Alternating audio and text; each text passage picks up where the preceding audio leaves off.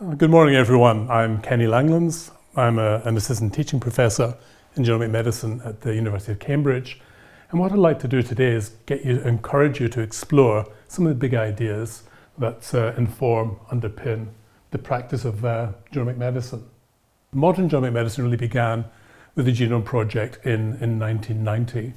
This was driven by James Watson and others, and the idea being that if we understood our constituent run of A's, C's, G's and T's in a genome, it would tell us so much about health and disease.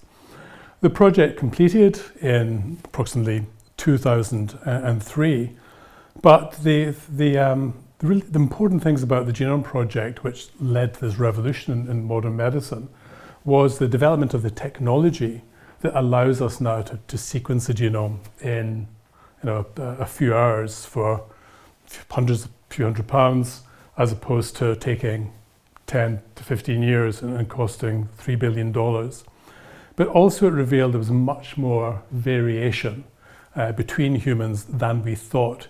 And it was really this variation that heralded the wave of genomic medicine, which is something I want to explore now.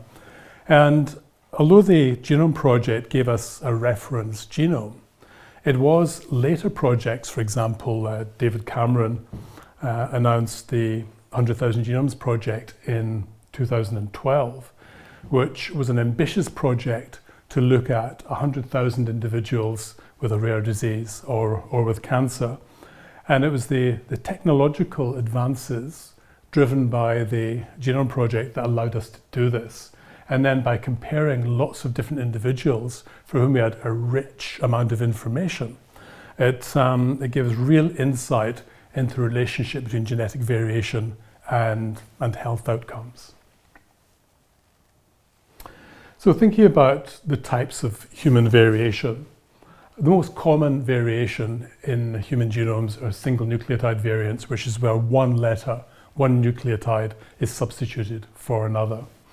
You can have small deletions or insertions which can interfere with reading frames, and then larger variations like increase in copy number, for example, increase in the c-MYC gene, which you get in many cancers. So there's a range of different DNA changes that discriminate individuals, but actually the vast majority of variation is explained by single nucleotide variants. And if you compare two unrelated individuals, you might find 5 million differences, which is extraordinary. So there's a huge amount of noise in the system because only a very small number of those variants will actually be involved in disease or disease susceptibility. There's a group of scientists called bioinformaticians who crunch the data. And if you have your genome sequenced, it'll be compared to a reference sequence. And then every single divergence from the reference genome will be captured in a file called the variant call file. As an example of one shown here, again, don't worry too much about the details, but the key points are that for every point in your genome that diverges from the reference sequence, that information is captured, and that can then be mined and filtered to find changes which we think are associated with disease. So what I'd like to do at this point is, as a room, sort of explore some of the principles associated with genome sequencing. And one of the good ways of doing this is to consider why you might and why you might not have your genome sequenced if you're given the opportunity to do so. So what I would like you to do is split into small groups, minimum pairs, and think about 3 reasons why you would want to have your genome sequenced, and 3 reasons why you wouldn't. Again, this is not in a healthcare setting. This is just to satisfy curiosity. Would you have your genome sequenced if you could? So again, normally I would give your peers 5 to 10 minutes to think about this and discuss it. But if you want to, you can pause the tape. But what I'm going to do is discuss some of the ideas that came up the last time I ran this exercise. So I'm not going to go through all of these because there are lots of interesting ideas.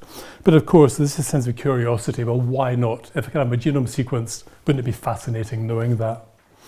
Interestingly, one of the students previously said they had to do it as part of a project, which raises some interesting issues, but we won't discuss that today. But the key thing is looking for something specific. Am I at risk of developing a disease that I could perhaps do something about? Or could I be a carrier for a disease like cystic fibrosis, for example, which could be important with family planning decisions. But there are a number of reasons why you have to exercise some caution. Are you going to become uninsurable if you know that you're at risk of a disease?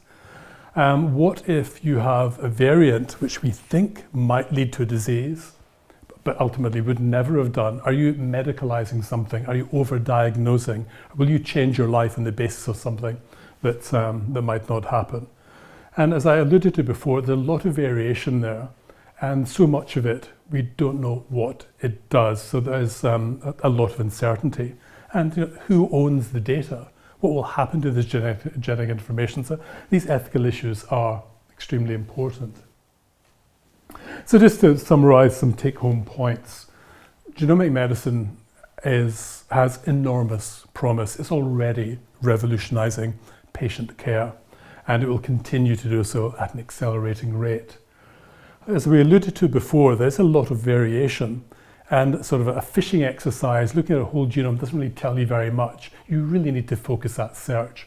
If someone has a specific disease, you want to look at candidates for which there is good evidence that genetic changes are going to contribute to that disease and might help with diagnosis and management. So at the moment, we're only using a proportion of the genetic information for which good data exists. And again, as the previous exercise alluded to, there are lots of ethical issues associated with this, around data governance, data ownership. Another issue, of course, is equitable access to high quality care.